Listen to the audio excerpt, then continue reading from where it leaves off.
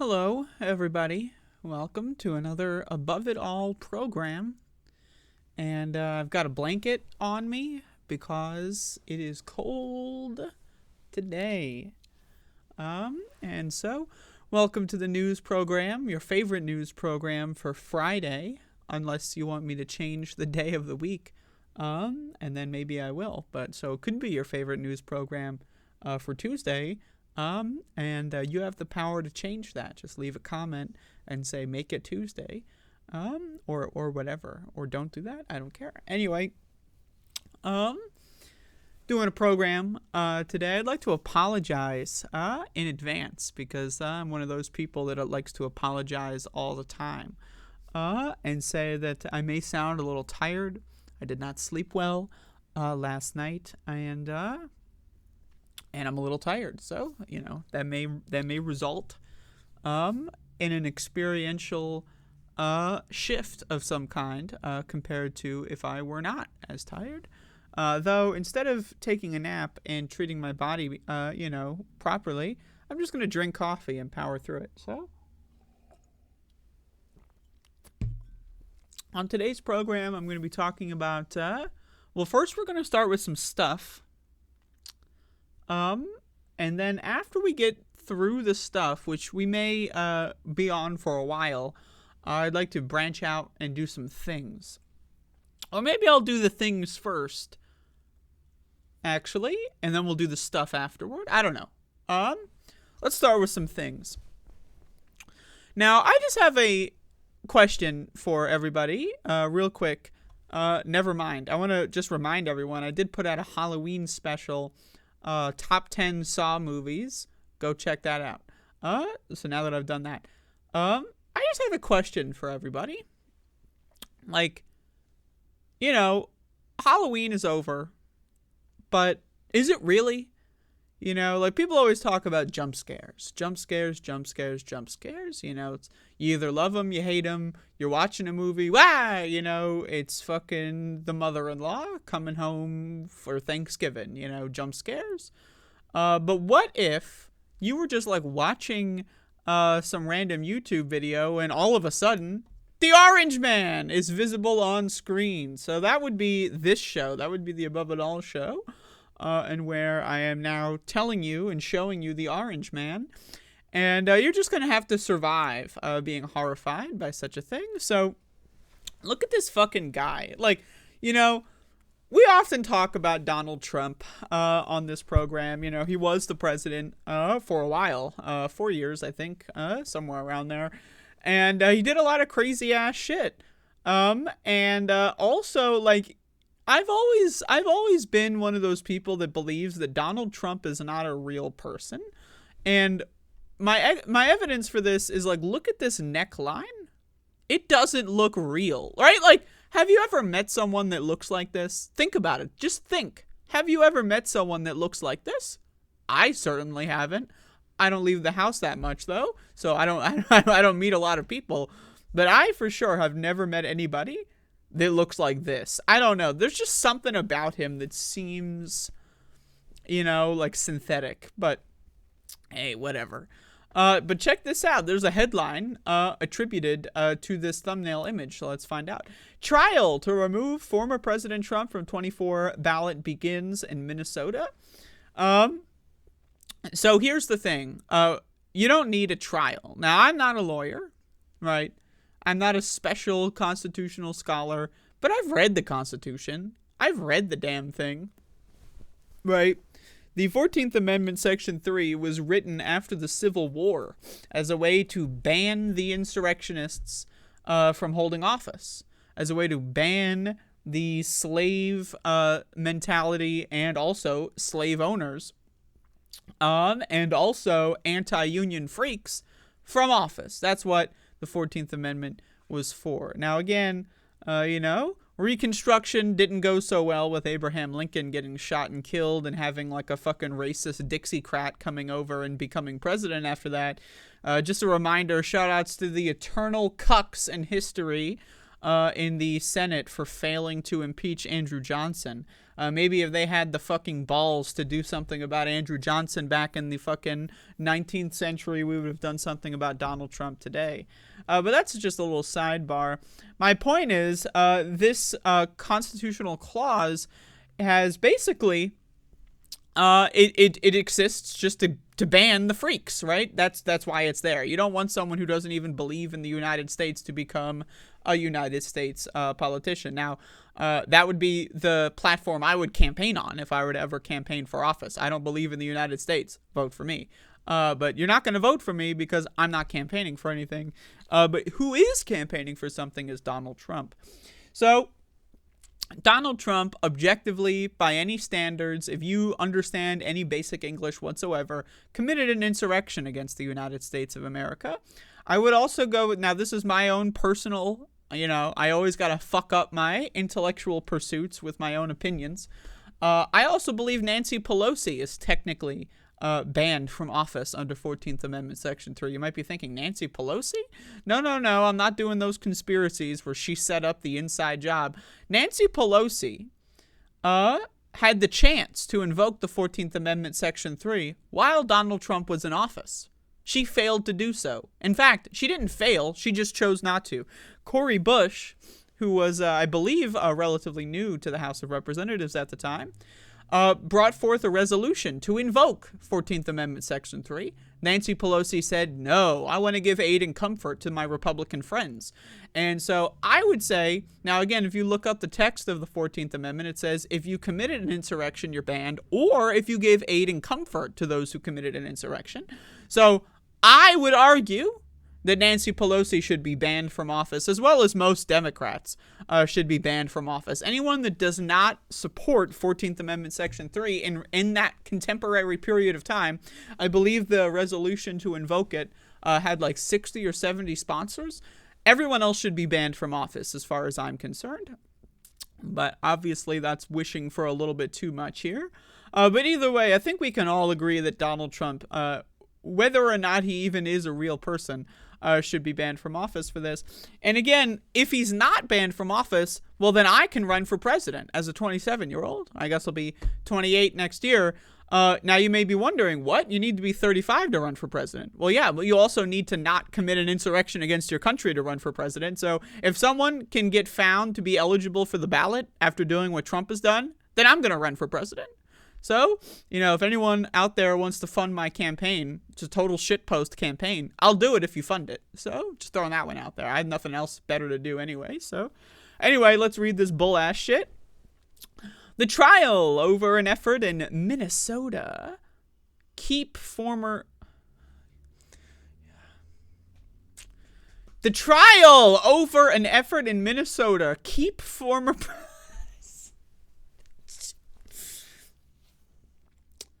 The trial over an effort in Minnesota. Keep former President Donald Trump off the 2024 ballot is scheduled to begin on Thursday at the state Supreme Court as a similar case continues in Colorado.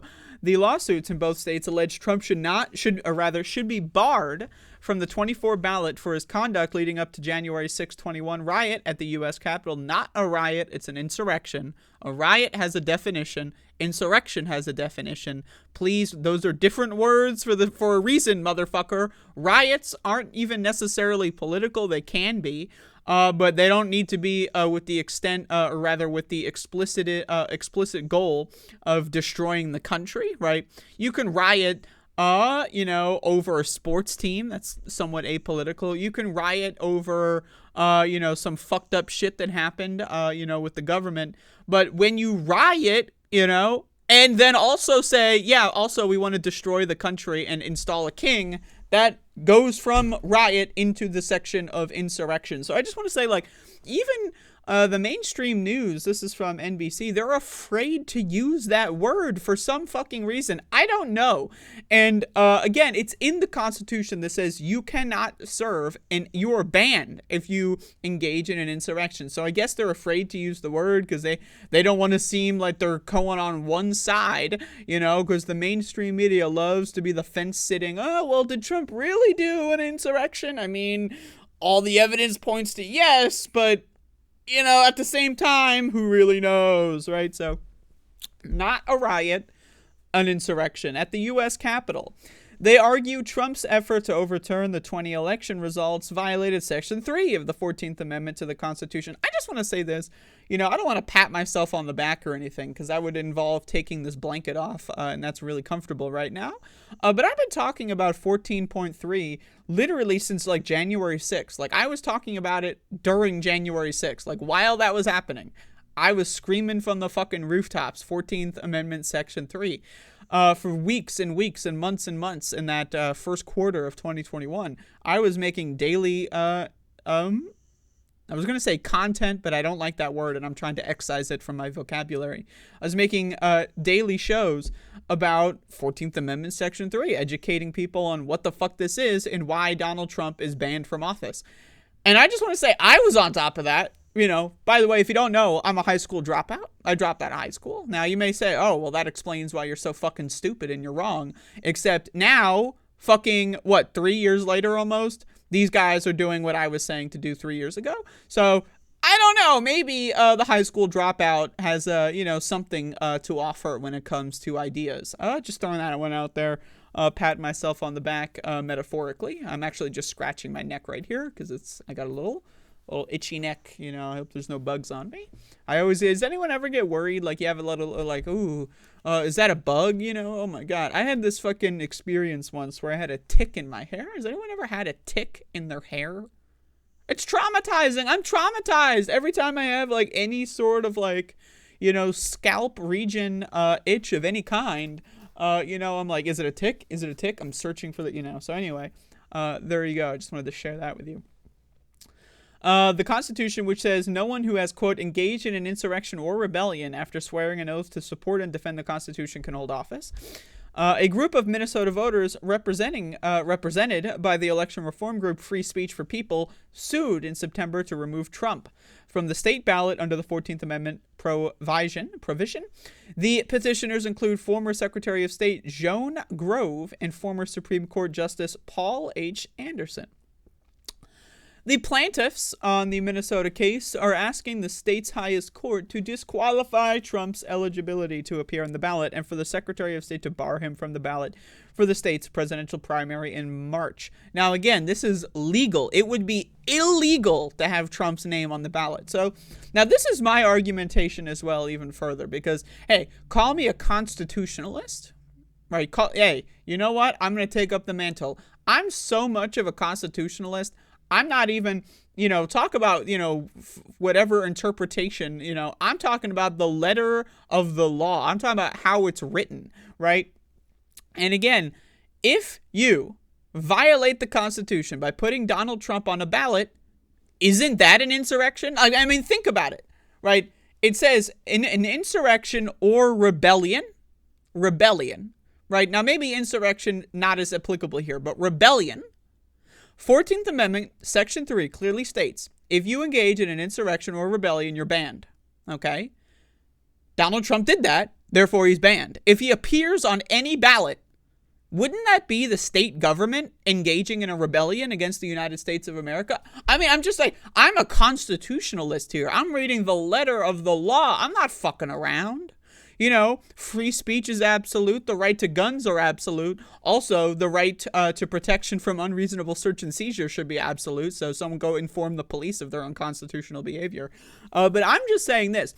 If a state like, let's just, you know, because it's really fun to make fun of these guys, Alabama. I'm sorry to people who live in Alabama. I know. You're used to it by now. If a state like Alabama puts Donald Trump's name on the ballot, even though Donald Trump is banned from office, wouldn't that be an act of rebellion? I'm just wondering, couldn't there possibly be an argument that any Secretary of State for any state that puts Trump's name on the ballot could also be accused of giving aid and comfort to those who engage in an insurrection? Right? So again, just to be clear, I'm going to look up the actual text real quick because it's not actually listed here, the full text. I just want to get you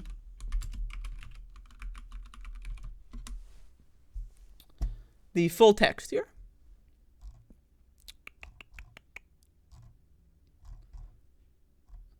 What the fuck? What the fuck? Okay.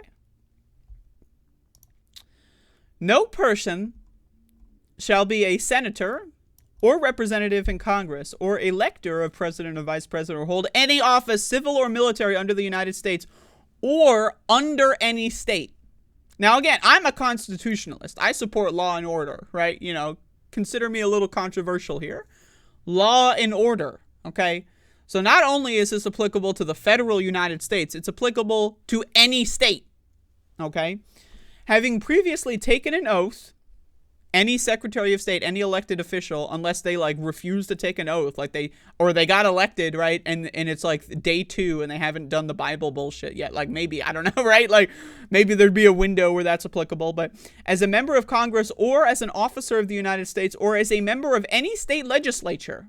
Now, again, it's not just the United States. It's any state legislature or as an executive or judicial officer of any state. Executive or judicial officer would be judges, and also the Secretary of State would be an executive of any state to support the Constitution of the United States shall have engaged in an insurrection or rebellion against the same.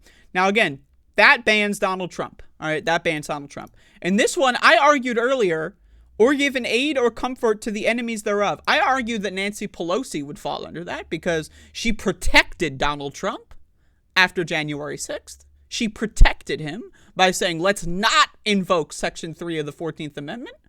Let's protect the insurrectionists. So I say Nancy Pelosi also gave aid and comfort to an insurrectionist. But again, an insurrectionist is banned from office. If you, 4 years later, decide to put his name on a ballot, you're giving aid and comfort to someone who's an insurrectionist and was banned from office, right? Right? Now, again, think of it this way.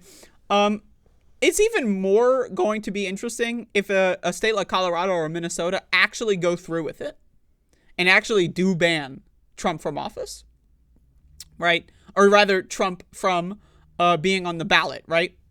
Because then there is national legal precedent that says Donald Trump is an insurrectionist and is banned from office, which theoretically, now again, I'm not an expert. I'm a high school dropout. So if there's any constitutionalists out there who want to back me up or throw me off the fucking roof here because I'm saying some misinformation, you know, it's totally right. Let me know. But if there was a court case in any state that said Donald Trump is an insurrectionist, therefore he's not allowed on the ballot, couldn't that court case be cited in other states? Like, let's say, Washington wants to ban Donald Trump from the ballot. Well, can't they just reference, Colorado and Minnesota already banned this guy, so that's evidence in our favor, right? Then we're wondering, okay, well, then we're in a situation where half the states correctly banned him, half the states say no. Isn't that just a secession from the Union at that point, right? And then, right, they're rebelling against the country in a sense by not following the Constitution. Now, I would argue, right, that the Constitution also doesn't matter. None of this is real, obviously, right? Obviously, considering Donald Trump was in office on January 7th, 2021. Was Donald Trump president on January 7th, 2021? If the answer is yes, the Constitution doesn't exist. It's not real. But again, let's all, for the sake of rhetoric, I'm a constitutionalist here, right?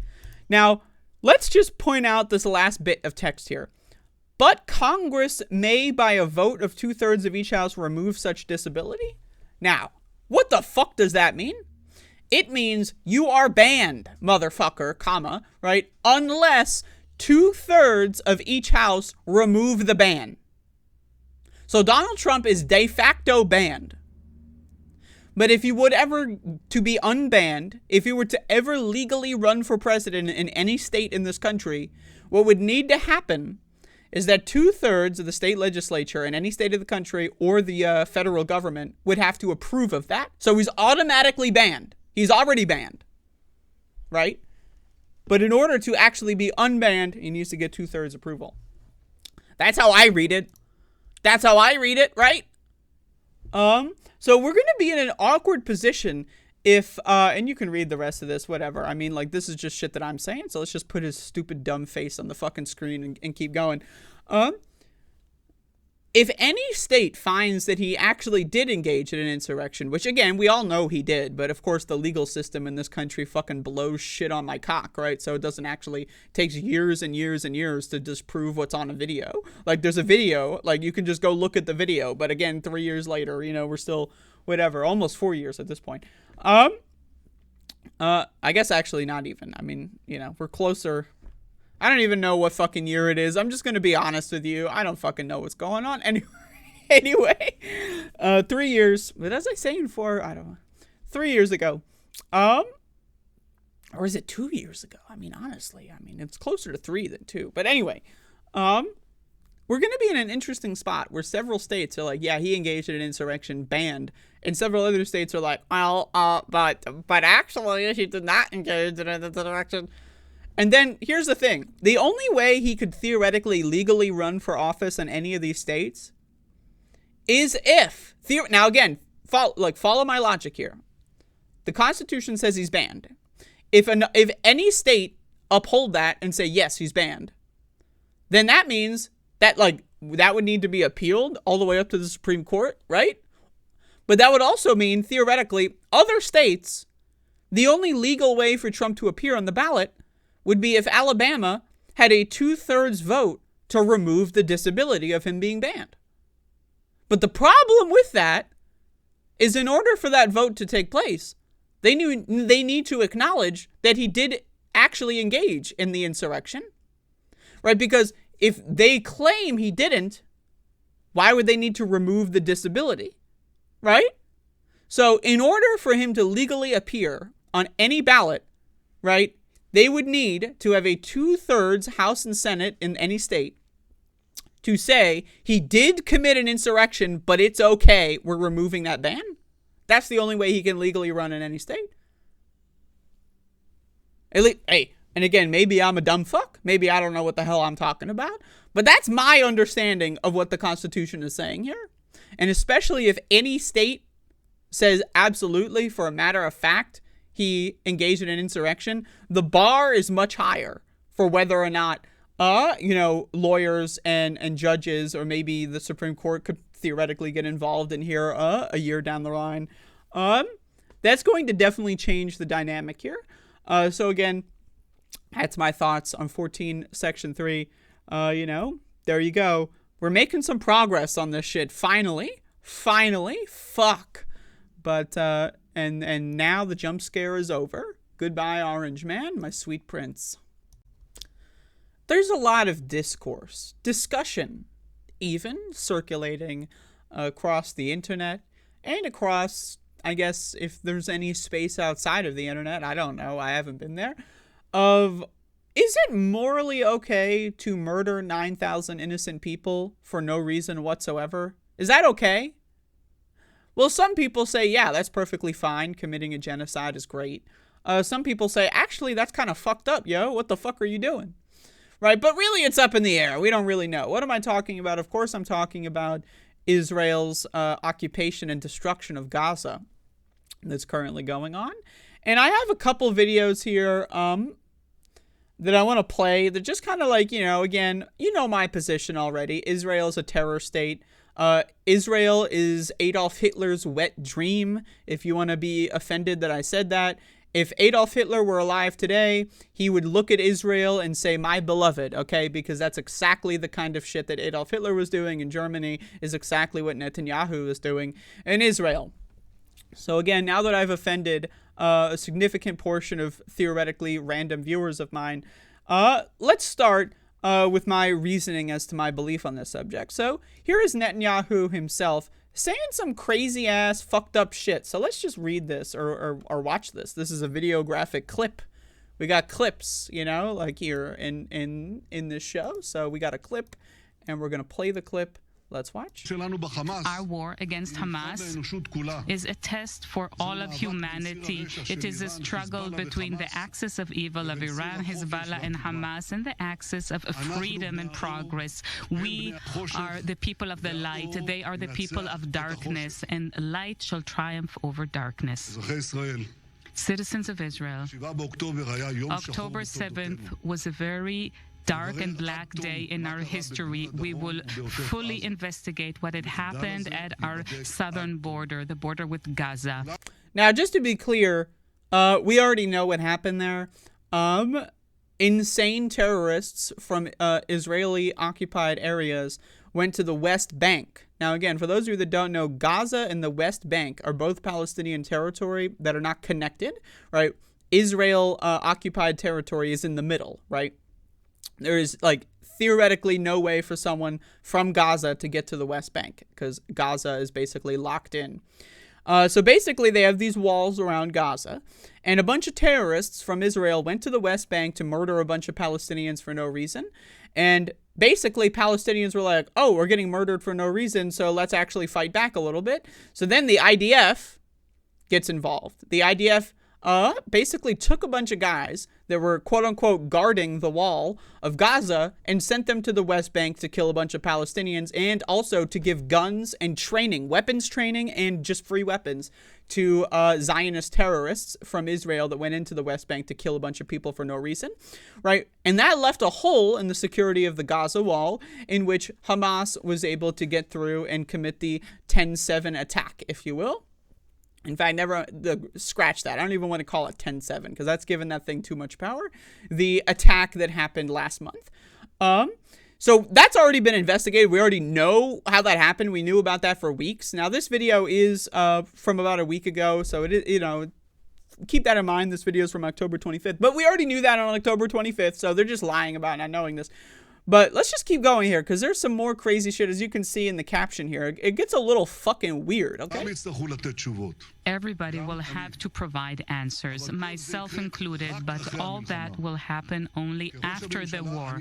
As a prime minister, I'm responsible for guaranteeing the future of this country, and now my role is to lead all Israelis, the state of Israel and the people of Israel, to an overpowering victory. It is now a time to come together for one purpose, to storm ahead to achieve victory with joint forces. And now you'll notice that they're using a lot of we're going to be victorious stuff. And, just real quick, the axis of evil thing, they're really trying to pretend like they're not Adolf Hitler's wet dream by invoking the axis of evil lines from World War II on the side. Oh, yeah, we're, the same guys committing the genocide. Now, all of a sudden, we're the good guys. Now, this would be like, Adolf Hitler saying the axis of evil in reference to America. Well, America was pretty evil back in the 1930s and 40s, too. So maybe there's some argument there. But my point is, right, they're trying to make this like, good guys versus bad guys thing.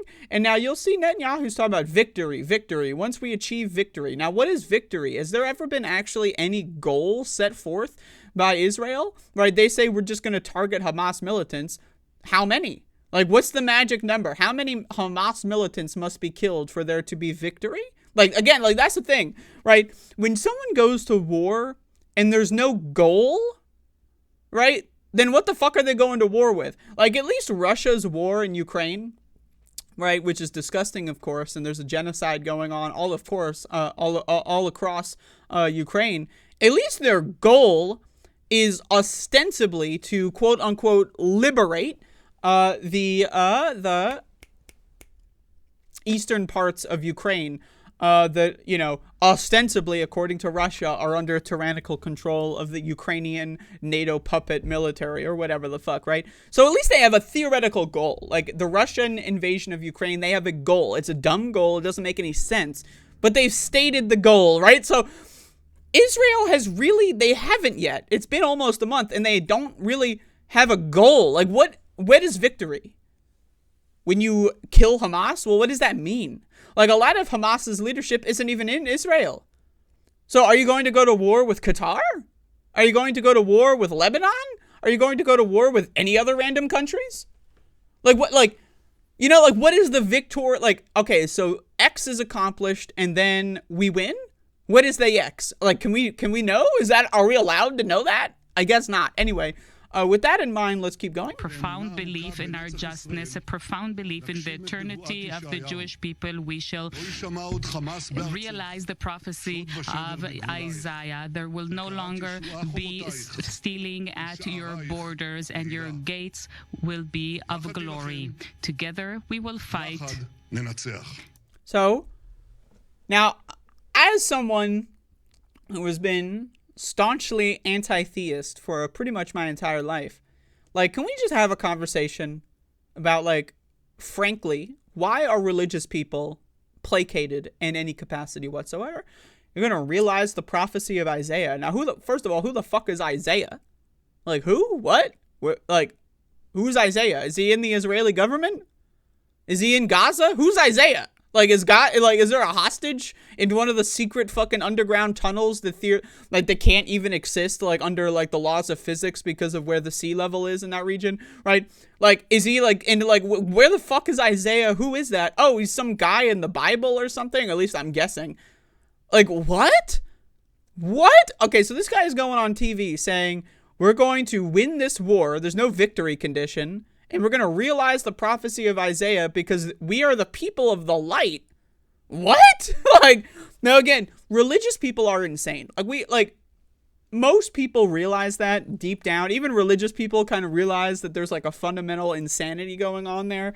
But, like, the idea that the entire world needs to placate them is ridiculous. And I've been saying this forever. And especially when it comes to left-wing spaces. I am sorry if this offends you, and I know that this offends a lot of people. You cannot be a left-winger and give anything more than 0.000% credence to any of these major religions. If you say, well, Christianity, well, I'm a Christian, but I'm a good... No, you're not. There's no such thing as a good Christian.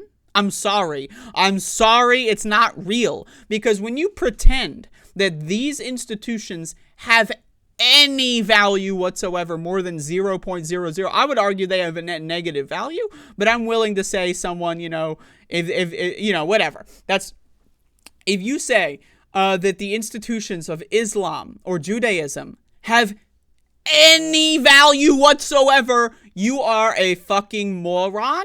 Nobody has the right to a rock because some book says that someone with a certain, I don't even know, like, someone has a certain belief structure belongs here on this rock, but then their other beliefs, then the other side also has a book that says only certain people with a certain belief structure belong on the rock, but they're two different belief structures and it's one rock. So now we're just going to engage in genocide back and forth for fucking, I don't want to say back and forth to flatten the power dynamics. It's mostly Israel and Palestine here, right? And I'm talking about throughout thousands of years. We're just going to, like, attack each other and go to holy wars. The Christians are going to go down there and kill everyone. And then, Jewish people are going to go kill everyone. And then, Muslims are going to kill everyone. Like, what are we doing here with this religion thing? And I feel like this is being lost in the discussion on Israel-Palestine. Obviously, what Israel is doing is disgusting. And I've got more clips here that I want to talk about.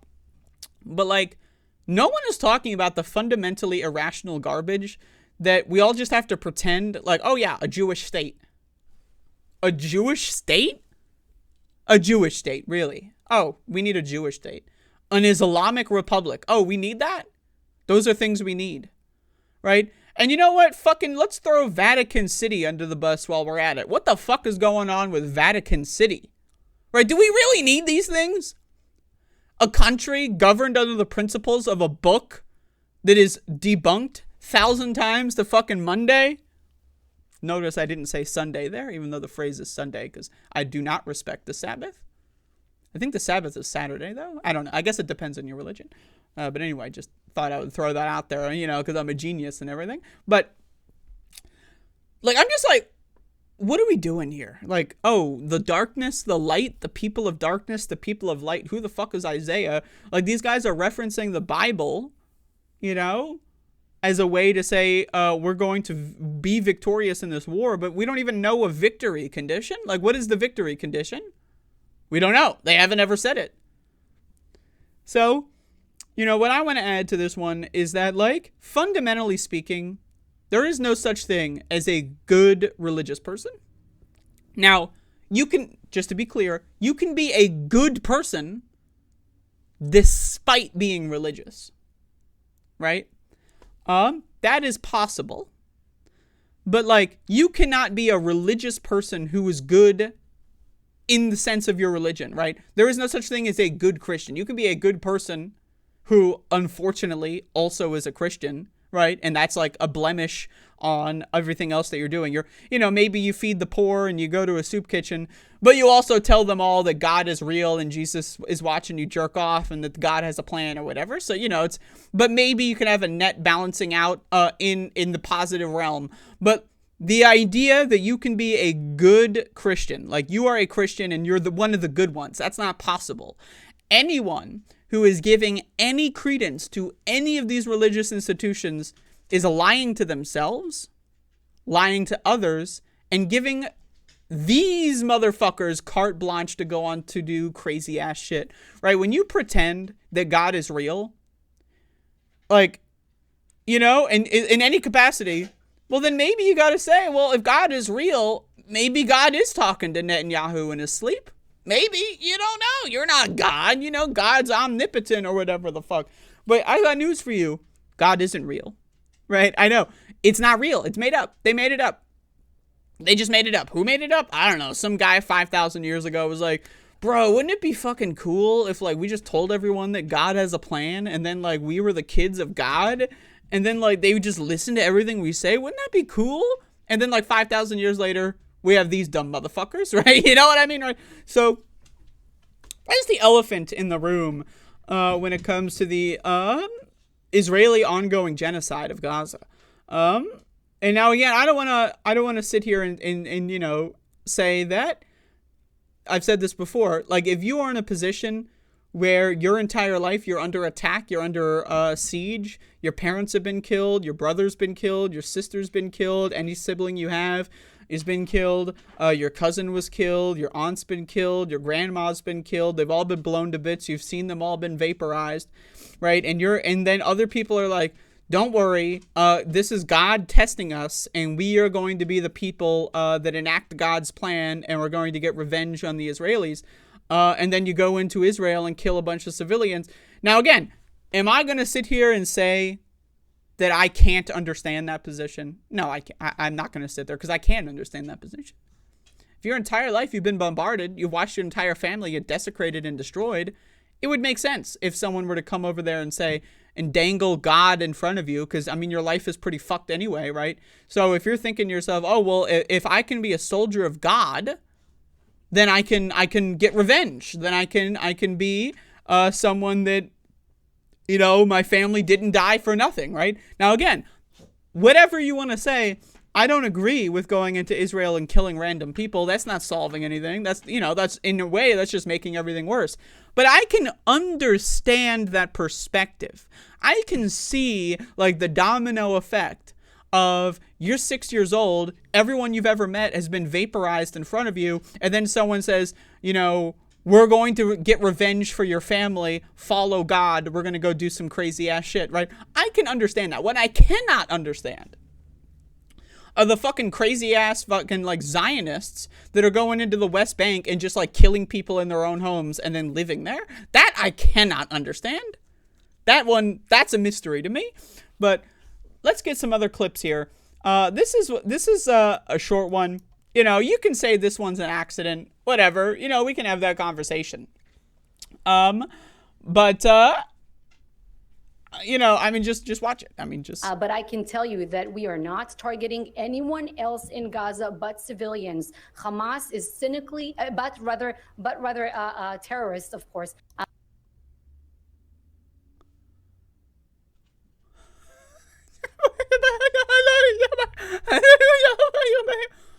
But I can tell you that we are not targeting anyone else in Gaza but civilians. Hamas is cynically, but rather terrorists, of course. Of course. Oh yeah. No, we meant that, right? Now you may say, oh, it's just a misspeech. Is it really? Or is this how they talk when the cameras are not on, right? Like, because this is the thing. We know that the IDF is insane. They're a bunch of Zionist, like, religious freaks that have no place on earth, right? And we know that they enjoy killing civilians. We know that as a matter of fact. So wouldn't it be something that you can presume that this is how they talk about the situation when the camera's on, and that she misspoke in the sense where she did not deliver the camera approved line? That's my theory. Now call me a conspiracy nutter if you want, but I think the government that's on record killing 10,000 innocent people, accidentally conflating terrorists with civilians in an interview, it doesn't really seem like an accident, but hey, what do I know? Now we have this other interview here. This one is a little longer, so I don't know if I'll get through the whole thing, but this one is also like, I mean, fuck me, like on this crazy ass shit. So essentially what happened is Israel blew up a refugee camp. Yeah, that's right. So they told everyone, evacuate, go to the safe zones, and then they blew up the safe zones. Isn't that crazy? Isn't that really interesting stuff? Hey everyone, if you live in northern Gaza, we know there's a million of you people there. We're going to kill all of you unless you leave. But don't worry, there's refugee camps. You can go there.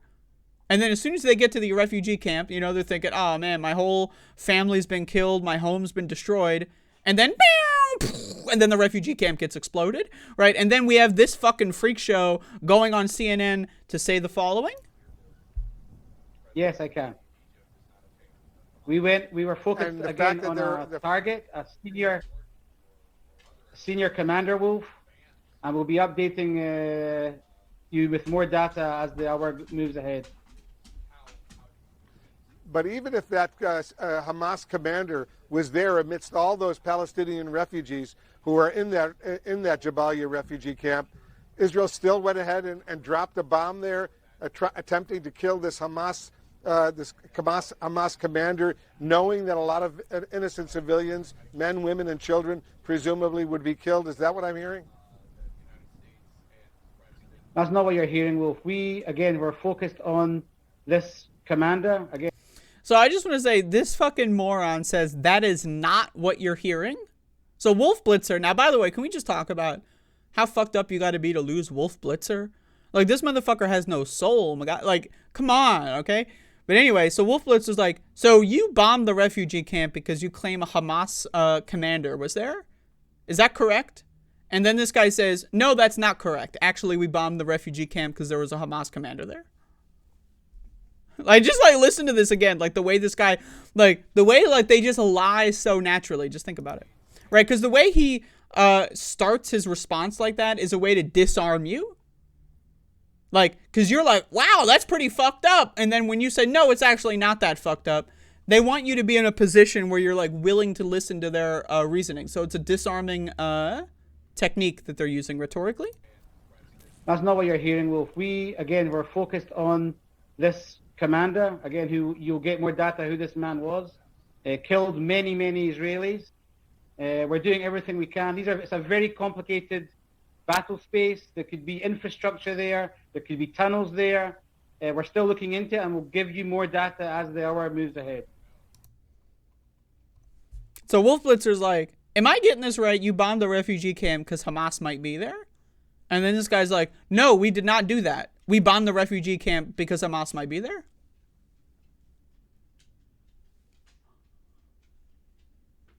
Now, again, I know religious people are fucking dumb, right? But like, and I also know people in the military also really fucking stupid. Like, these are the dumbest, like if you have a Venn diagram of the dumbest groups of dumb motherfuckers who've ever been dumb on the fucking motherfucking planet, right? That would be like, he would be right in the middle, right? He's a dumb fuck religious Zionist. He's a dumb fuck military commander. These are the dumbest, most insane, evil motherfuckers on the planet, right? But like, again, what the fuck? You know, let's keep going. But you know that there are a lot of refugees, a lot of innocent civilians, men, women, and children in that refugee camp as well, right? This is the tragedy of war, Wolf. I mean, as you know, we've been saying for days, move south. Civilians that are not involved with Hamas, please move south. Yeah, I'm just trying to get a little bit more information. You knew there were civilians there. You knew there were refugees, all sorts of refugees, but you decided to still drop a bomb on that refugee camp attempting to kill the Hamas commander. By the way, was he killed? I can't confirm yet. There'll be more updated. Yes, we know that he was killed. About the civilians there, we're doing everything we can to minimize. I'll say it again. Sadly, they are hiding themselves within civilian population. And again, we are doing this stage by stage, and we're going to go after every one of these terrorists who was involved in that heinous attack on the 7th of October. So I don't need to play the rest of that, but just listen. Right, Wolf Blitzer asks a very clear question. So you killed civilians because a Hamas guy might be there? This guy says, no, we did not do that. We killed civilians because a Hamas guy might be there. Like, I'm just like, I know Wolf Blitzer's a dumb motherfucker, but like, how dumb do you gotta be? Like, you gotta be like the king of all dumb fucks for Wolf motherfucking Blitzer, which by the way is a really cool name, which is unfortunate given the kind of personality we deal with here. So, in order for him to just go like, what? You know, like, but let's go domestically for a moment. Inside the United States, there's all kinds of discourse about Israel-Palestine. And we've been seeing, a lot of disappointing takes from people. Obviously, we're going to be talking about John Fetterman here. Now, again, as a New Jersey native, I was born and raised in New Jersey. We got basically every day we would have to deal with Dr. Oz. Okay, Dr. Oz is the enemy of New Jersey. Everyone who's ever been in New Jersey for any amount of time in the, especially in the aughts, right? You know about Dr. Oz, the most annoying motherfucker who goes from TV station to TV station to sell his stupid garbage. He's got that really annoying voice, like nobody likes him. So when I heard that Dr. Oz, was running for Senate, I was like, yo, I am going to oppose this motherfucker at all costs. And then John Fetterman shows up to be the opposition, and he seemed pretty based at the time, But really, I'm just an anybody but Oz voter. Now, just to be clear, I did not live in Pennsylvania. I did not vote in that election. But if I did, I would be an anybody but Oz voter. And so that's kind of how Fetterman rose to prominence, by just like making fun of because Dr. Oz is such an easy guy to make fun of because he's a snake oil salesman who's got history of TV show appearances selling products that were later found to be scams, right? So he's a very easy target to make fun of. And John Fetterman was making fun of him pretty effectively. So, people started to like him. And, I will be honest, John Fetterman has said some pretty cool stuff. But ever since the Israeli genocide on Gaza, John Fetterman has just turned into a straight-up neo-Nazi for some fucking reason. Now, again, Israel is a neo-Nazi state. It is a state owned and operated by people that fully believe the tenets of Adolf Hitler. They just replace Jewish with Muslim. Everything Adolf Hitler said is correct if it's about Muslims, right? That's the Israeli neo-Nazi government. And so John Fetterman is I don't even know how to describe this. I was trying to come up with some really disgusting sexual fucking innuendo, he's sucking dick or some shit for the Israeli government, but it's he is sucking a lot of dicks, he is in the middle of a bukkake or something, when it comes to making sure people know he's a neo-Nazi scumbag. So let's just see what John Fetterman has to say about being asked about a ceasefire. Let's watch. Now, just to be clear, is this really John Fetterman? I'm just kidding. You say you came out that you're against the ceasefire. Why is that? I am really about making sure that Israel is able to do what Israel deserves to do. What? Now, I know, the stroke. That's what we're all thinking. But you know what? I'm just going to say fuck that stroke. I don't give a shit. What kind of answer is that, motherfucker? So someone asked, so you don't support a ceasefire even though thousands of innocent people are being killed? And John Fetterman's like, man, it's just I want Israel to just fucking do whatever they deserve to do, man. Deserve to do? What kind of language is that? So Israel deserves to kill 10,000 plus innocent people for no reason? They deserve it? Why? Because of the Holocaust? So Adolf Hitler wanted to kill a bunch of people, innocent people, for no reason, and that's bad. And as a result, now they get to kill a bunch of innocent people for no reason, and it's good? What? All right, let's keep going. And I agree for the death of any innocent civilian. Oh, Jesus. Oh, Jesus. Max the dog, he's going crazy. He's out of control. All right, let's rewind the tape. Of any innocent civilian, Palestinian, Israeli, and whatever it is. But right now, I want to make sure we're more concerned with making sure the hostages are back home and that we... Now, just to be clear, the hostages.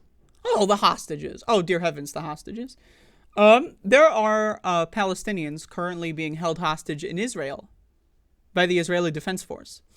For those of you that don't know, there are people that are allowed to cross between Gaza and Israel, Palestinian civilians that work in Israel. They have like a worker permit.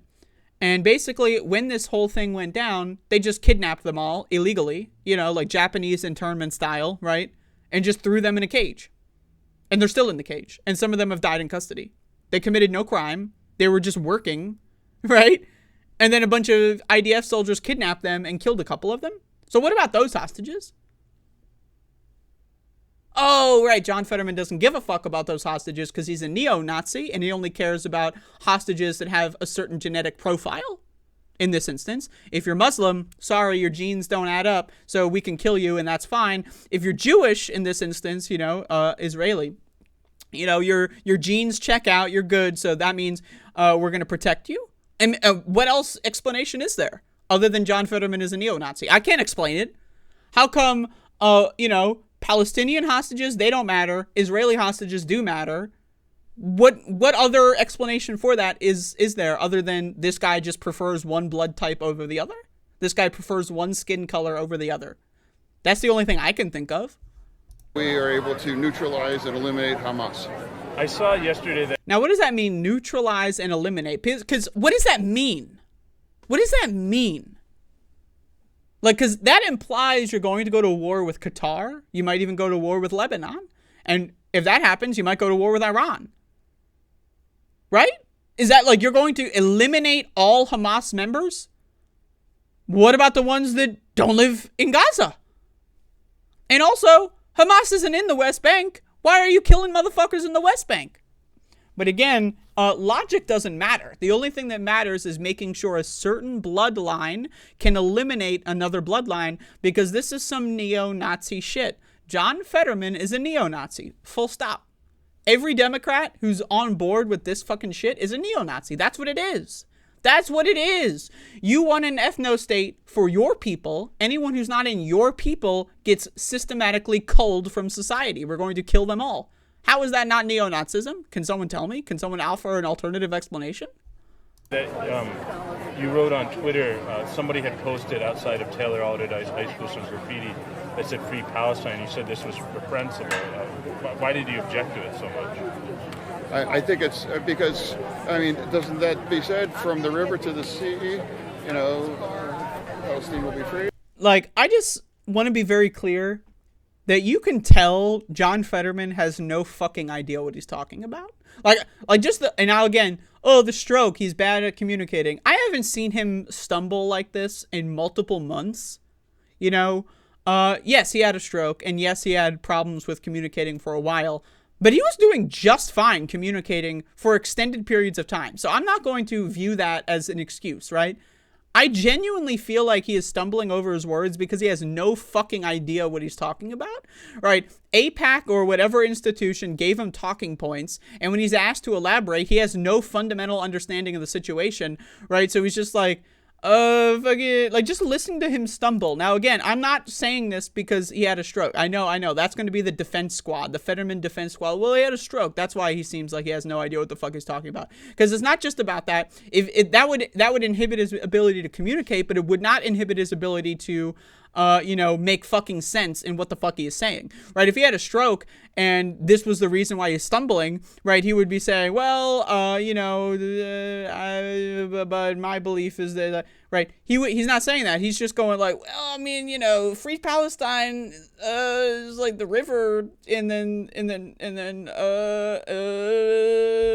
know, Palestine will be free, and I don't believe that whatever message you're able to make shouldn't be vandalized on a high school in the middle of Squirrel Hill.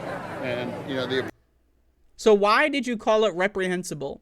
Not because it said Free Palestine, and then he brings up From the River to the Sea for some reason. Not because it said Free Palestine, but because it's graffiti, and graffiti's bad.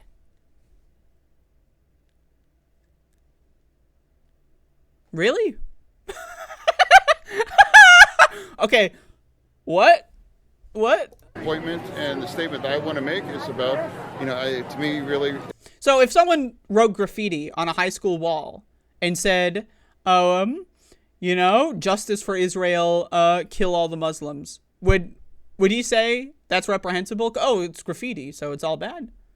No, he'd probably say, I agree, amen, even the kids are right. So that's the thing.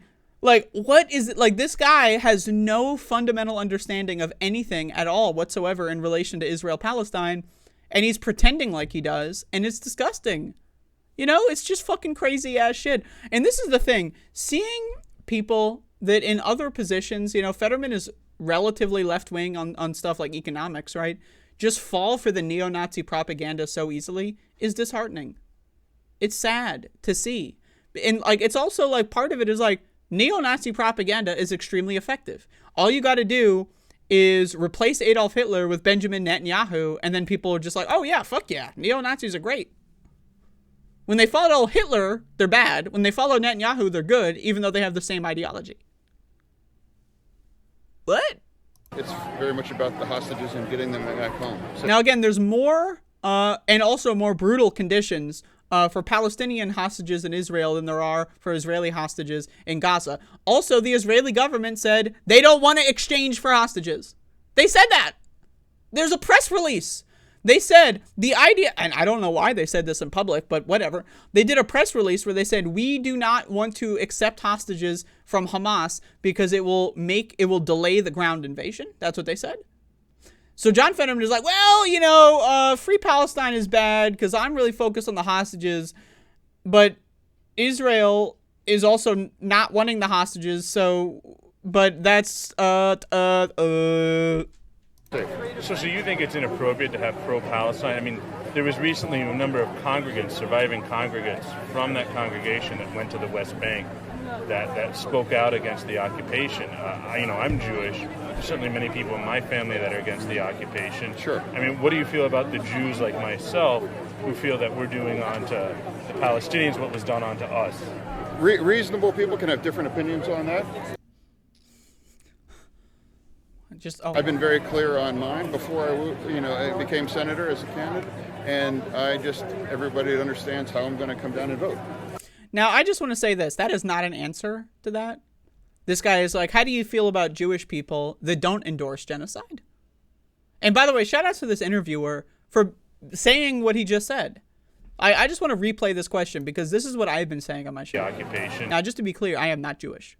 Sure. I mean, what do you feel about the Jews like myself who feel that we're doing onto the Palestinians what was done onto us? So he is saying what I've been saying in that there was a Holocaust, one of the worst things that has ever happened in human history.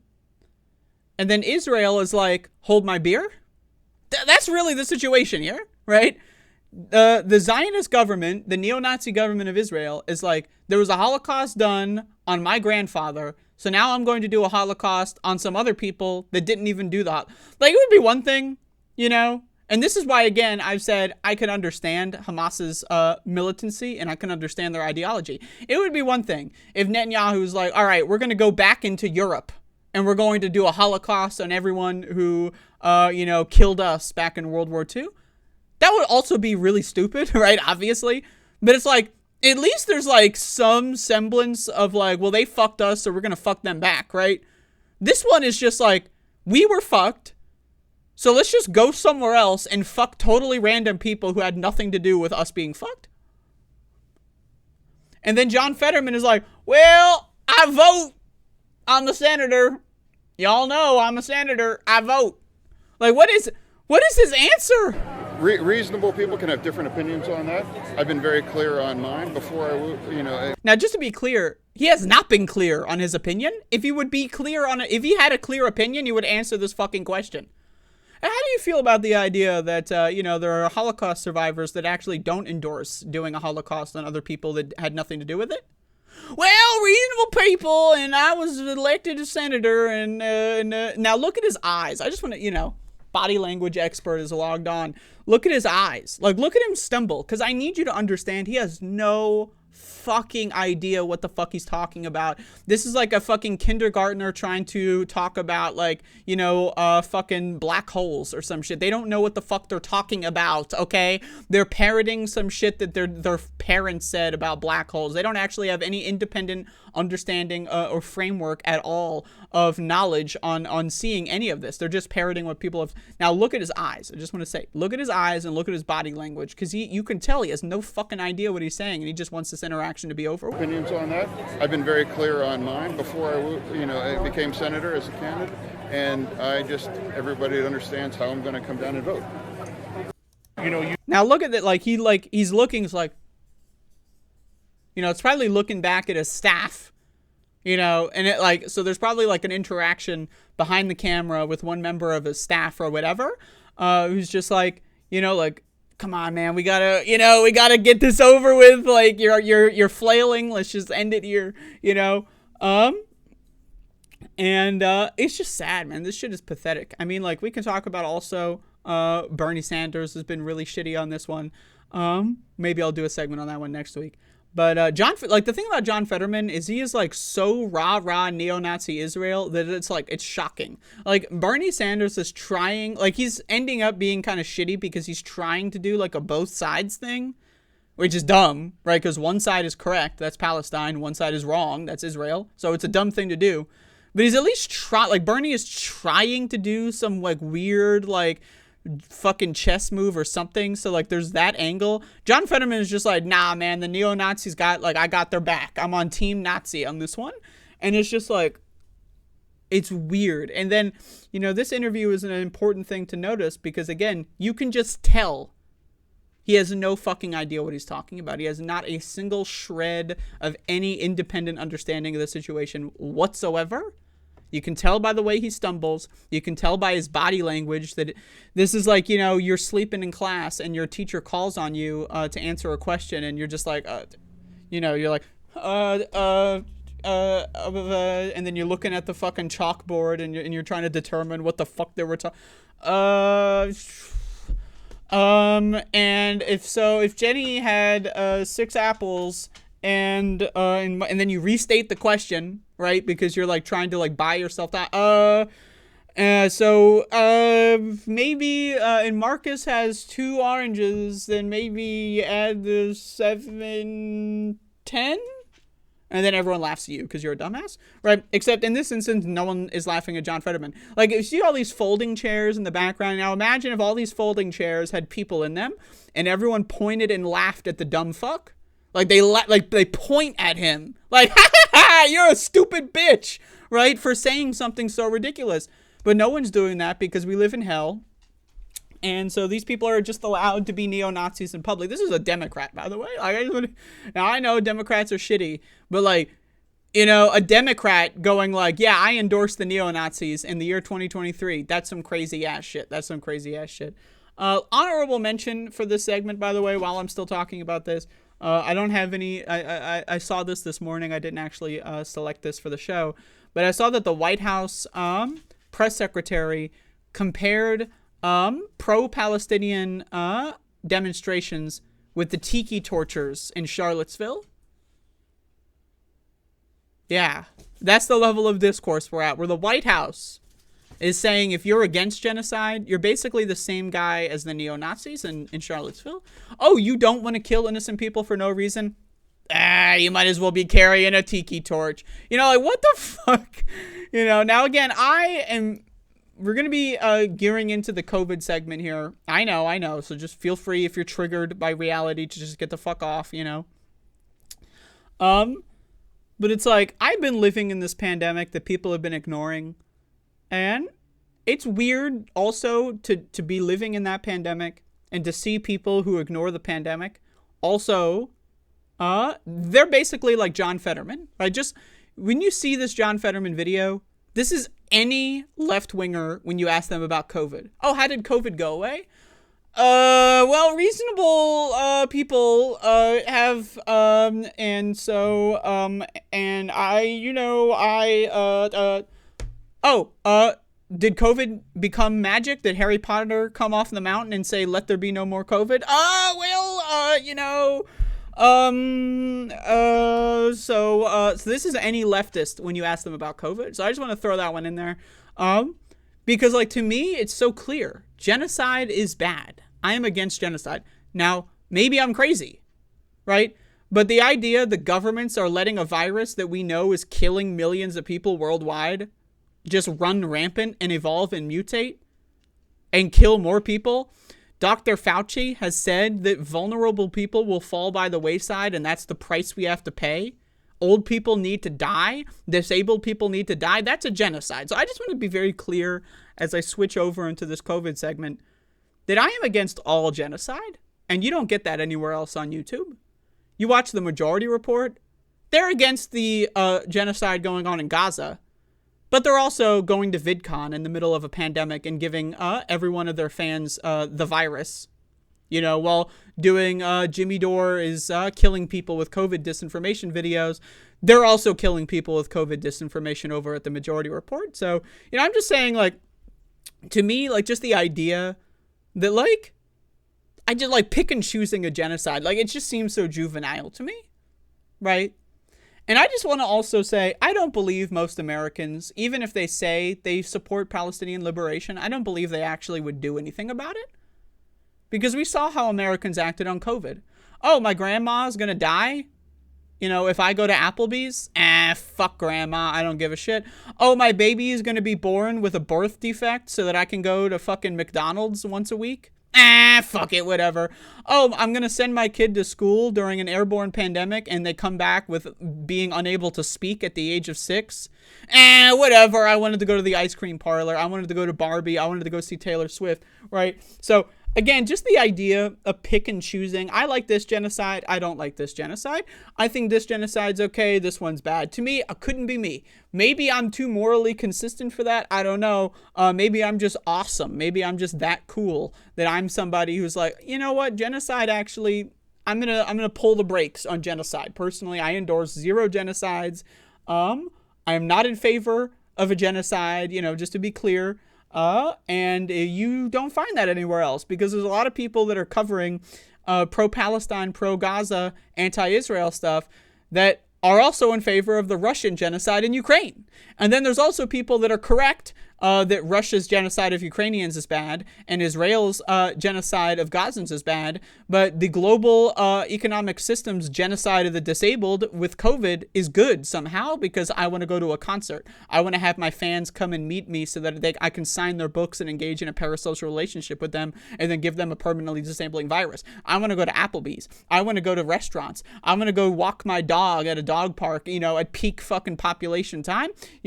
I want to, like people like are literally so fucking goddamn embarrassing that when you have any amount of personal inconvenience, right, they're going to flip and be in favor of genocide just like that, right? So it's like, if you were to tell people that, okay, great, you're in favor of Palestine, but actually you should be boycotting Israel and don't buy anything from Israel. And then like one of their favorite like pancake, like pre-made pancake in a box things is like Israeli produced. And they're going to go like, well, I did support Palestinian liberation, but, boycotting Israel is like, I really like those pancakes. So, like this is like the level of Americans, really. Like if you ask them to do anything that's a somewhat interpersonal inconvenience, they're going to immediately flip and go like, actually, genocide doesn't sound so bad. Now that not eating this specific brand of pancakes. Well, actually, you know what? Genocide is okay now because I like pancakes. That's essentially what's going on with COVID. And we're going to be getting into some more information with COVID in a second here. But, again, I feel like I'm living in La La Land. Like, I feel like I'm like having like, I don't know, like, is this like a psychotic break from reality or is everyone else just fucking insane? I don't know. It's hard to say. It really is. I don't know, because it look like, if I look at the world, I look at the news, and I look at how people are behaving, I see a bunch of crazy motherfuckers, right? But I also understand that there is no such thing as objective reality. I also understand that reality is only shaped inside of your head. Everything you've ever seen, heard, and everything that's ever entered your brain via senses creates reality. And so maybe I have a fucked up brain, and maybe I'm wrong, and maybe COVID is magic. It's totally possible, right? Right? Maybe. I don't know. Maybe that brand of pancakes is really worth supporting a genocide. I'm not sure, you know? But anyway, next. COVID pandemic, quote, had lasting impact on brain health of people aged 50 or over. Now, just to be clear, the headline is some neo-Nazi shit. Once again, had. Now, if you look at any markers for COVID, they're all worse than in 2020. Now, 2020 was when we had peak protections. Most people out of any time period were wearing masks and staying home in 2020. Everything is worse now. The virus is more dangerous, right? The acute phase is more dangerous. The chronic phase is more dangerous. People's default, like their current health status is less. So any virus, anything is going to be more damaging because their health is already lowered. And now it's over, I guess. What? So just to be clear, right, when you read these kinds of articles, right, they're going to cite anything but COVID here. I'm going to spoil it for you. COVID actually had nothing to do with it. It's the lockdowns. Yeah. People not getting sick is what's causing them to get sick. Because as we know, SARS doesn't do anything. It doesn't do anything. You get sick with COVID and you actually get healthier, I guess. Because immunity, right? So all this misinformation, garbage, bunko science. But let's check this out. This is coming from The Guardian. The Guardian has been pretty horrible on COVID. I mean, almost everywhere has been pretty horrible on COVID, but The Guardian, I feel like, is a little bit worse than average. And that's why I chose them. The pandemic has caused now again, that's not true. It's causing. Ing is present tense. Ed is past tense. If the pandemic is worse now than it ever has been, how can you say ed, right? You can't unless you're lying. So the pandemic is causing sustained harm to the brain health of people aged 50 and over. I got news for you, 50 and under as well. There have been teenagers in the United States being diagnosed with early onset dementia. So yikes, couldn't be me. I'm not going to Taylor Swift and then like dying in my 30s because I can't remember where I am and accidentally walk into traffic. Okay, that's not going to be me. Have fun with that though.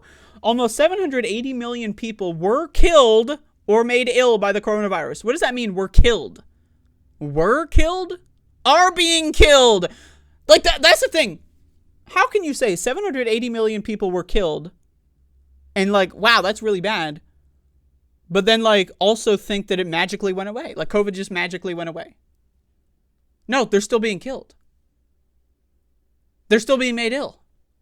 They're still being permanently disabled. What the fuck are you talking about? What the fuck are you talking about? When did COVID? Now, any conspiracy theorist in your life, 2-point question, A and B. When did COVID disappear and how? Ask them those two questions. Any COVID conspiracy theorist, which is 90-something%, I think only 6% of the country has gotten the new vaccine. So let's just put 90% of the country doesn't believe in COVID. They don't believe in the germ theory of disease anymore. Ask them, when did COVID go away? And how did it go away? What was the mechanism? And they're going to end up like John Fetterman talking about fucking Israel-Palestine, I guarantee you. Health experts are now learning more about the indirect effects of the biggest public health crisis in a century. The biggest public health crisis in a century. The one that's still fucking going on. Like, that's the thing. How are you going to say, yeah, COVID is really bad, but also it's over at the same time? Right, you have to be fucked up in the head. You have to have like some brain-eating virus of some kind. Like imagine if COVID fused brain cells together and deactivated neurons from firing and made everyone dumber. Oh, right, that's what COVID does. It destroys your brain. It creates tumors in your brain. It causes early onset dementia in your brain. It causes brain fog And where is brain fog? In the brain. It causes you to not be able to think as clearly. And if you don't recognize that that's even happening, then how the fuck are you going to combat against it? If you believe COVID is magic and doesn't affect your brain whatsoever, then you're going to end up writing shit like, yeah, COVID was really bad, but also it just magically went away overnight. A study has found that cognitive function and working memory in older adults declined more quickly during the first year of the pandemic between March 20 and February 21. Even if they were not infected with the virus, the trend continued into 21 and 22, suggesting an impact beyond the initial lockdowns. The fucking lockdowns, motherfucker, are not the fucking problem. I would also say I have dealt with some cognitive function issues. Why? Seeing the rest of society pretend that magic is real has really fucked with my brain. I'm not going to lie to you. This is fucked with my head. Seeing people watch like nearly a billion motherfuckers get permanently disabled from a virus and then pretending it never happened, that's fucking with my head. It is. I'm not going to lie to you. Watching people around me drop dead for no reason, that fucks with my head. I'm not going to lie. I'm being honest with you. Now again, the trend continued into 21 and 22, suggesting an impact beyond the initial lockdowns. The idea that the lockdown had any fucking thing... Now again, The Guardian is talking more about an international perspective. In the United States, there were never lockdowns. If you believe that there were lockdowns, that's called schizophrenia. One symptom of schizophrenia is creating false memories in your head, right? That is one symptom of schizophrenia. Now again, I say I have schizophrenic friends. I've met schizophrenic people. They're great. I think that a lot of schizophrenic people are really interesting and really cool. But if you have undiagnosed schizophrenia, right, that can lead to saying shit like COVID lockdowns happened in the United States. They never happened. There was no lockdown. There was an optional quarantine where if you left the house, okay, like you had to get McDonald's on drive-through only. Okay. Or delivery only. That's not a lockdown. A lockdown is you are not allowed to leave your location at the penalty of gunpoint. In China, they had lockdowns. They literally had like apartment buildings that were locked down. That's what a lockdown is. When you're locked down, you dumb motherfucker. When you have the key to your own house and the government's saying, hey, there's a virus out there, maybe you should stay home, and then you go for a walk anyway, and then you go to Applebee's, that's not a lockdown. In what universe is that a fucking lockdown? It's not. Like, words have fucking meaning. So, I don't know. Maybe, go ask a doctor about that. I don't know. I have what to tell you about that. The research is the largest of its kind to link the pandemic conditions. Not the fucking virus. Solely not the virus that has infected almost everyone by this point in time. It's definitely not that. It's the lockdown that didn't happen 4 years ago. That's what it was.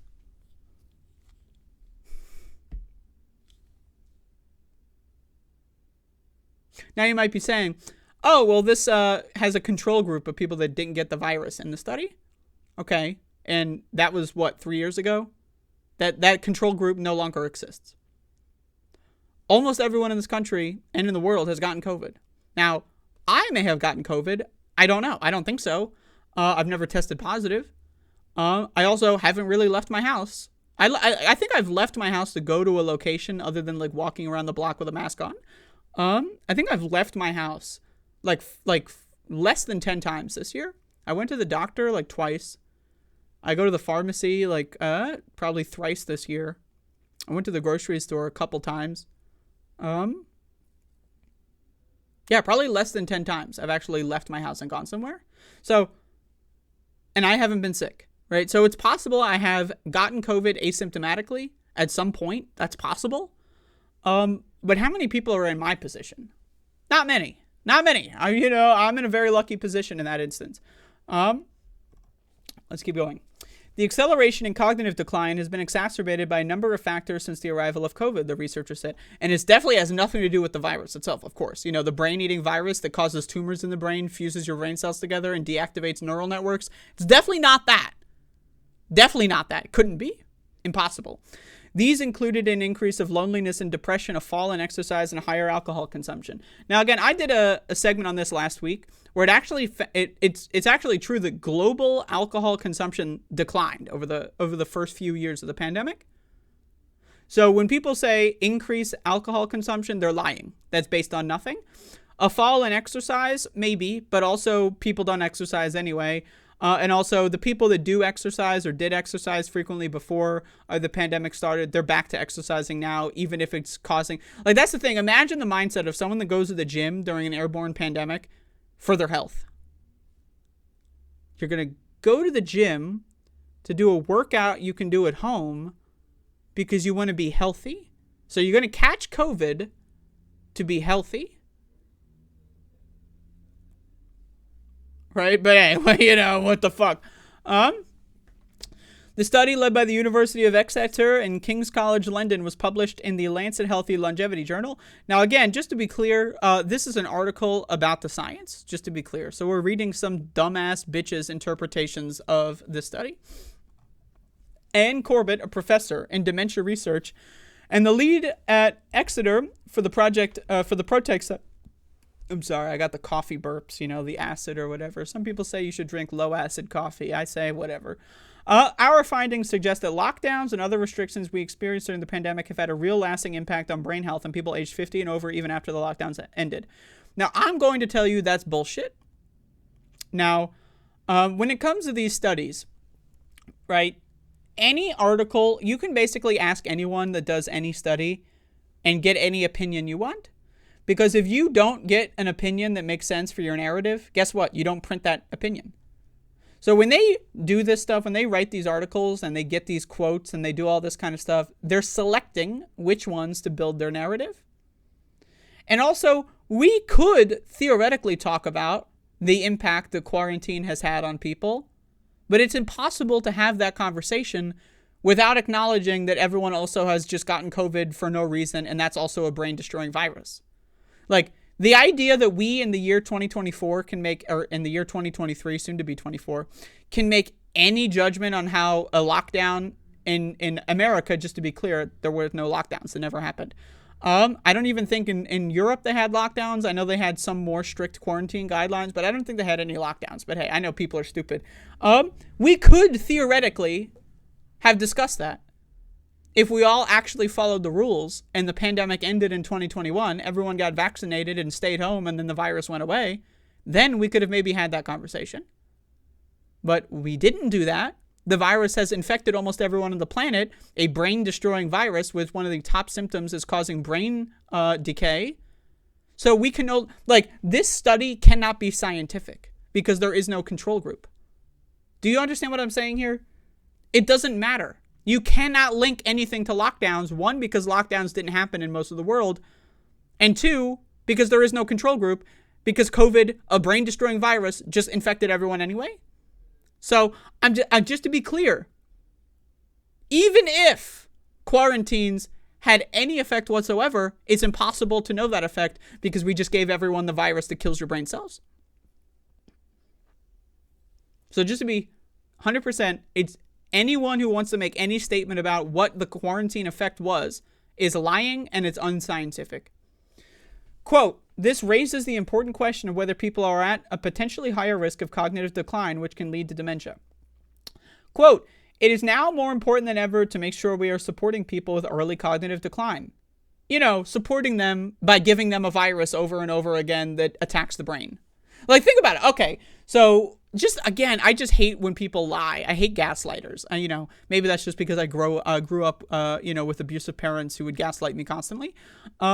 We're just like, okay, we're going to protect people with cognitive decline and support them by making sure they get COVID over and over again, which one of the peak symptoms of COVID is it destroys your brain.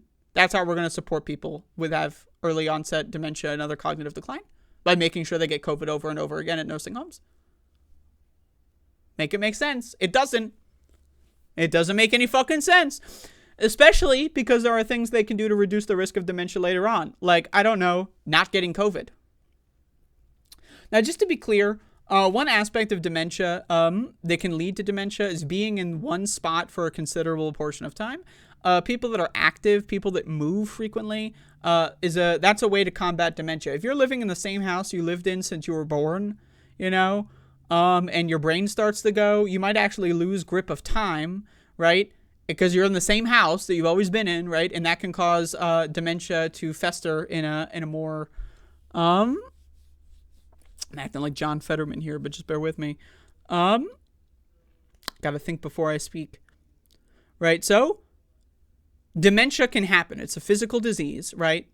But the way that you deal with it, right? If you don't know you're demented, if you don't know you have dementia, right? The dementia is going to get worse than if you know you have dementia, and then it's like you see something or you believe you're in a certain time period, and then you go like, oh yeah, I have dementia, and then you open your phone and see what year it is. Oh, it's actually 2025. It's not 1963. Right? So like, it is possible that a quarantine period where people were in the same spot every day and didn't leave as much could have contributed to dementia. That is totally possible, right? I would even say it's almost likely and or obvious. But the elephant in the room here is that COVID also causes dementia because it destroys your fucking brain, right? So if you're going to be locked down, so to speak, right? There were never any lockdowns anywhere in the world other than maybe China, right? Even in Europe, you could leave your house if you wanted to. I can guarantee you. That could have been a contributing factor, right? But again, imagine a world where we all did a quarantine and then COVID went away because we actually dealt with the virus. Then we can actually study what that effect was. But we can't now because there is no control group because COVID has infected everyone. So people went through a quarantine for essentially no reason and then got infected with the virus anyway. And now that's destroying their brain. Think about it. We all did whatever we did for nothing. We did it for no reason. That pisses me off. And again, because I'm in year 4 of a quarantine. I've been quarantining for 4 years. So maybe I am at risk of dementia. It's possible. Who knows? I'm going crazy. But wouldn't it be great if we all did what I've been doing for 4 years for 1 year collectively, and then we could just do whatever we wanted because we solved the problem? Wouldn't that be great? Wouldn't that have been wonderful? But no, people had to go to Applebee's. People had to go see Barbie. People had to go see Beyonce because that's more important than their health. That's more important than their kids' health. Because Americans, Europeans, they don't give a shit about their kids. People that say, I would do anything for my children. Yeah, my parents said that too. And look at, look at the result.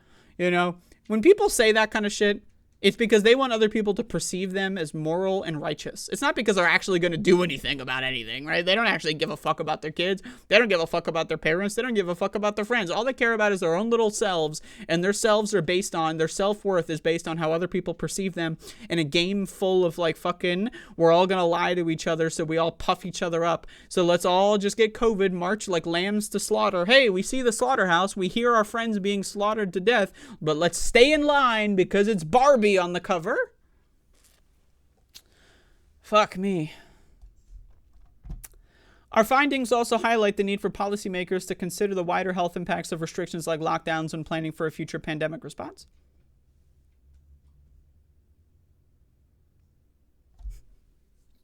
What?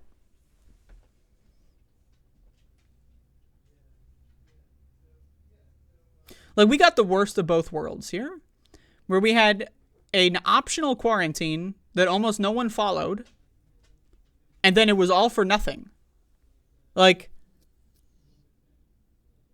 so people are complaining about a quarantine, pretending it was a lockdown. It was not a lockdown. Just to be clear, there were no lockdowns in Europe.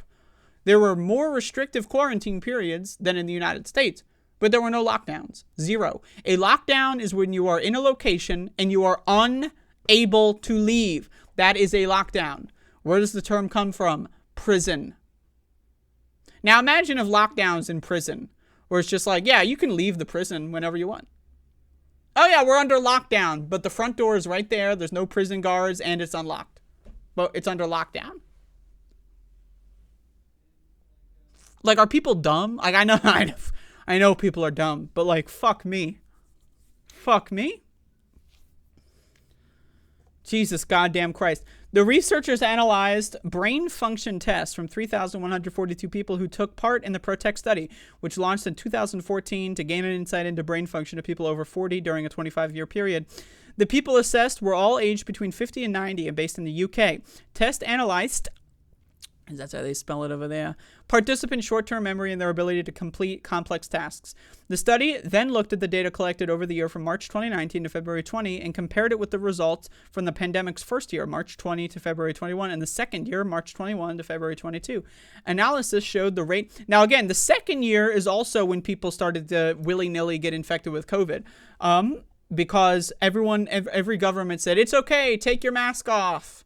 And then everyone did and got infected with COVID in this time period. So just to be clear, there were no quarantines in 2021 and in 2022. There were none. Zero. Except for in China. If you lived in China, maybe.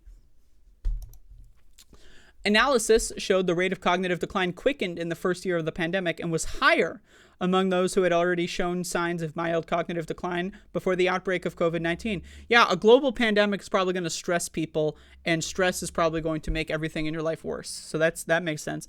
Writing in the Lancet Health Longevity Journal, the researcher said, we found that people aged 50 and older in the UK had accelerated decline in executive function and working memory during the first year of the COVID-19 pandemic, during which the UK was subjected to 3 societal lockdowns for a total period of 6 months. Now, again, no lockdowns. Quarantines, yes, we can debate and talk about the quarantine and the restrictions, but they were not lockdowns.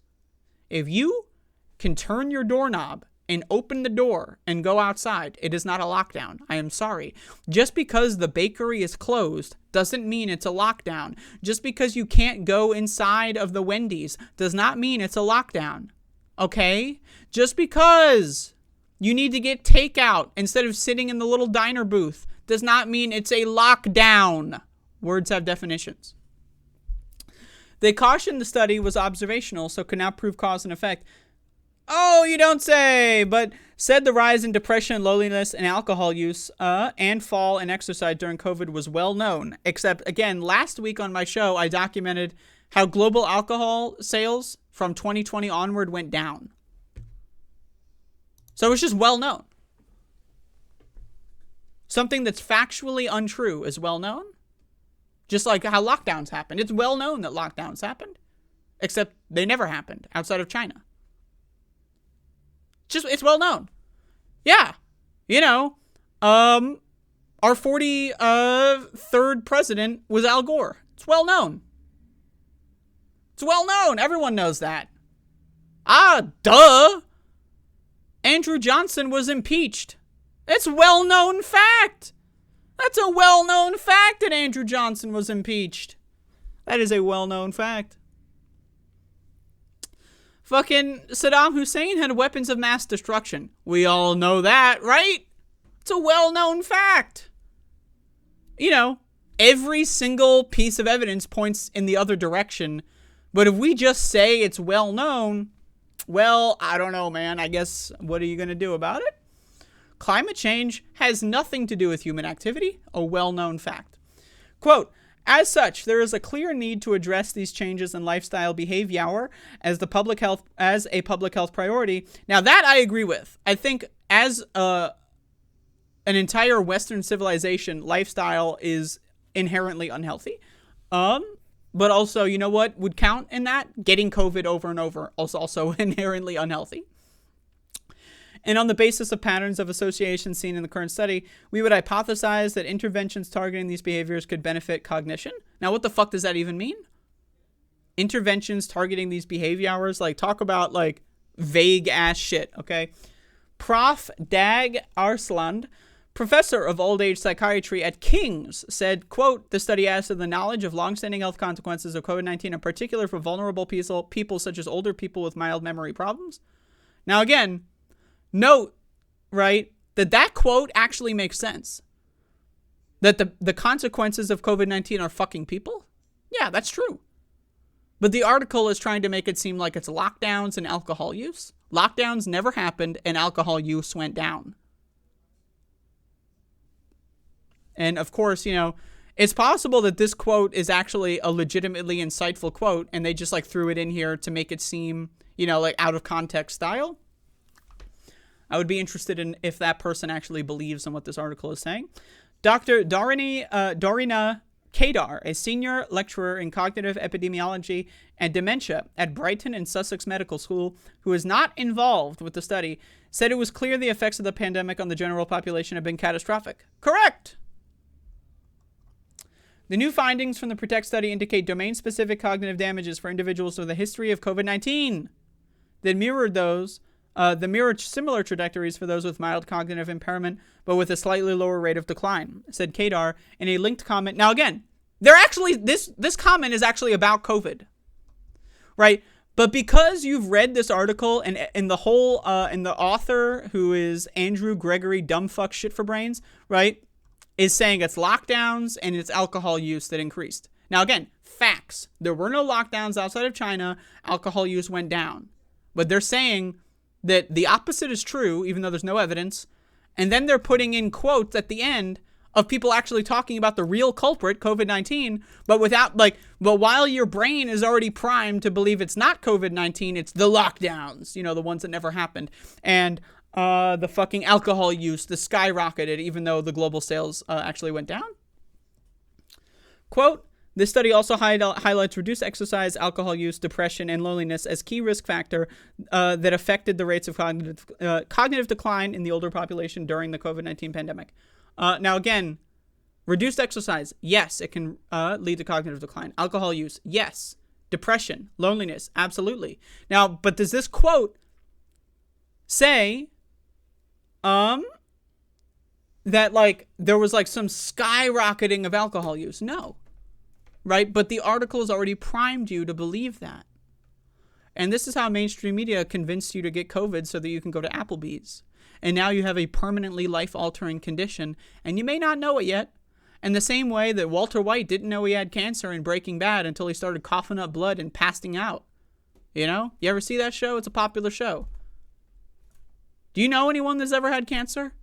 Honestly, does anyone, are you that stupid that you think, oh, the moment a cancer cell starts to develop, you immediately recognize it and then go to the doctor and get your cancer taken out, right?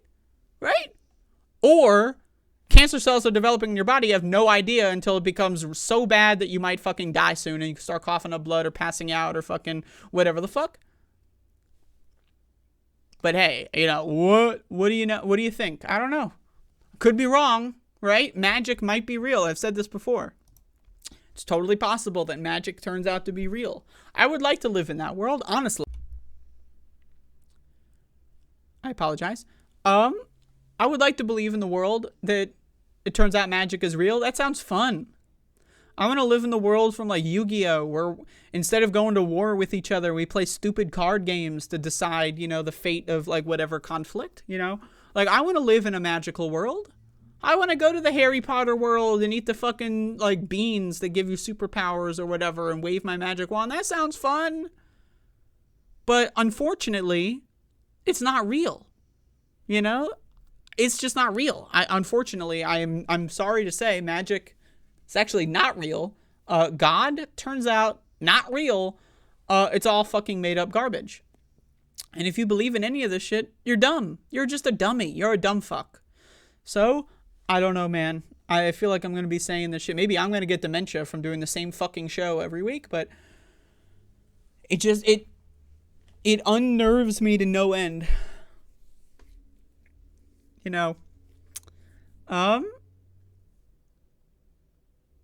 Politically, in political communities, the COVID death cult has taken over. One of my other favorite hobbies, video games, specifically speedrunning. I like speedrunning video games. And all those communities have been taken over by the death cult.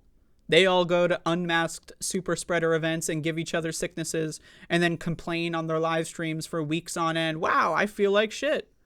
Wow, I feel sick all of a sudden after going to a super spreader convention. Everyone in every corner of the world has lost their damn mind. I don't know what else, TwitchCon just happened. Streamers, went to TwitchCon, baited their parasocial audiences to fly out to TwitchCon so that they could get an autograph, gave everyone a virus that destroys your brain, then they go back to their stream and say, oh, wow, I feel sick. TwitchCon flu, LMAO, LMAO. No! So dumb. I just, just to be honest, I hate stupid people. I'm only 27 years old. I don't know how long I'm going to live. I would like to live over 100 years old. That would be cool. 200, I think I'll live long enough for longevity science to give me a nice super boost. That's what I'm hoping for. But it's just then the other part of me is God, when are the dummies going to stop being everyone? Even if it was 50-50. Even if half of Americans or just people were dumb fuck, motherfuck, useless dummies, that would still be pretty rough. But it's not 50-50. It's 90-10. 90+% of society are filled with disgusting fucking creatures. Now again, maybe I've lost the plot. Maybe I'm a little too angsty. I'm open to that. But how else do you explain the shit that's going on here? Other than 90+% of society is deranged. Deranged. The regular default average person is a psychopath. That's the only thing I can conclude. And the reason I conclude that, why? Just by reading the news every day. But not reading the news and absorbing what they're telling me as fact, but reading the news with a critical eye and going, wait a second, that doesn't make sense, and then looking it up for myself to see other statistics and news sources. So, I don't know, man. That's some scary shit. I did a video on Halloween about COVID and mental health. And, go watch that if you're interested. But, it's fucking with me. Just to know, again, it's the thinking versus knowing thing. It's one thing to have an inkling. Yeah, most people are fucking crazy. But now I have irrefutable evidence, right? And again, the same country where 70% believe in God. These people believe in God. The most obvious scam in the history of the world, 70%.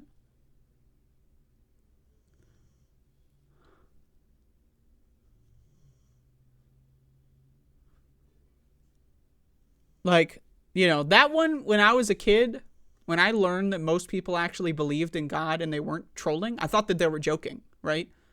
And then I learned as growing up as a child, teenager, and I learned, no, actually, they really do believe in God. It's real. They mean it. They're not joking. And that fucked with me for many years. How? I just don't get it. And now we're at another position where it's 90% of the population, they don't believe in the germ theory of disease. And I'm supposed to just play along. The germ theory of disease is controversial at this point in our lives. That's crazy, man. I need you to really think about how insane this is. I got some comments on a previous video along the lines of well, I live with people that don't take COVID seriously, and so as a result, there's no point in me taking it seriously. So I go to the grocery store without a mask on. And my response to that is, so because you are fucked, you are going to kill other innocent people for no reason? I don't know, man. It sounds like you should move to Israel. And then, as an Israeli citizen, move to the West Bank. That's the same mindset. I live with unreasonable people that don't believe in COVID. And I believe in COVID, but there's nothing I can do to avoid getting it. So I'm going to go to the grocery store and give it to other people too. Yeah. I'm just saying, maybe rethink that one at the very least. It's just, it blows my mind at how, because I don't think I'm special. I just to be clear, I really don't think I'm special. I just know how to read. Like, is knowing how to read really this much of a skill, like, in society? I guess it is. I mean, I guess when most Americans have, like, a 3rd grade reading level, you know, I guess it is. Yeah, learning how to read. One of the best decisions I ever made was learning how to read. And I guess most people don't actually do that. I don't know. I'm just repeating myself here, but this shit fucks with me. I mean, it really does. And I wish I could say it doesn't. I wish I could sit here and be stoic and above it all for y'all. But I'm not. This shit fucks with me really hard. It really fucks with me. And I don't have any solutions. I don't have any ideas. The only thing I'm going to do is comment on the downfall of society and then say I told you so. That's my contribution. Now you can say it's a shitty contribution. You know what? You might be right. But that's what I got. And if that's not what you're here for, then whatever. But I'm going to sit in my bedroom, safe from the COVID pandemic. I'm going to play video games. I'm going to create art. And I'm going to talk about the downfall of the world. And if you're not interested in any of those things, then get the fuck away from me, because I don't want anything to do with you. But with that being said, thank you for watching my show today. I appreciate it.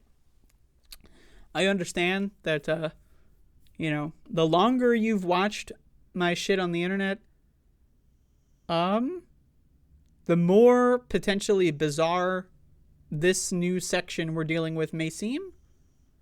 But I guarantee you, there is a through line. It all makes sense. Well, yeah, I don't know. Because that's the thing. There's no way I can just not talk about it. Because that's what everyone else is doing. Everyone else is lying to their audiences and telling them that COVID is magic and it just disappeared because Harry Potter said so. And I refuse to take part in that. So, you know. In the same way that I'm against genocide in Gaza, I'm against the genocide of the elderly. I'm against the genocide of the sick. I'm against the genocide of the poor. Poor people are more likely to die of COVID. Non-white people in the United States are more likely to die of COVID. Disabled people in the United States are more likely to die of COVID. I think that's bad. Call me crazy. I think killing innocent people is bad. Regardless of if you do it in Ukraine, if you do it in Gaza, if you do it in the United States, if you do it in Yemen. I think killing innocent people is bad. And to me, and that made me a social pariah. So just a word of warning. If you don't like killing innocent people, you are an outcast. The default in society is to support killing innocent people. 90+% of our world supports killing innocent people. Now, they may bicker about which groups are innocent and which deserve it. Right? You see, like the Majority Report, disabled people deserve to die, but Gazans don't. That's the Majority Report's official stance. Oh, if you're disabled, yeah, fuck it, get COVID and die, bitch. Oh, you live in Gaza. Oh, you're innocent. You don't deserve it. Right? Then you see like the fucking Russian propaganda networks that are like, you know, Russia killing innocent people in Ukraine, that's actually based because there's no such thing as innocent Ukrainians. They're not real. But, you know, Israel doing that in Gaza is actually bad. What? What is wrong with you motherfuckers? And then there's also, you know, there's also people that believe that killing disabled people from COVID is bad, but Israel killing Gazans is good. I've seen that too. What the fuck, you know, like the fucking ultra rare cringe lord. But at the end of the day, having a blanket ideological position of genocide is bad. That made me a social pariah. So maybe I don't want to even be involved in that society. If that's what society is doing, I'm out. See ya. Have fun with that. But, you know, I don't know. Like I said, it fucks with me. It really does. On a very deep existential level, this shit fucks with me really hard. And I don't know what to do about it. So thank you for watching. I'll see you next week. Have a good day.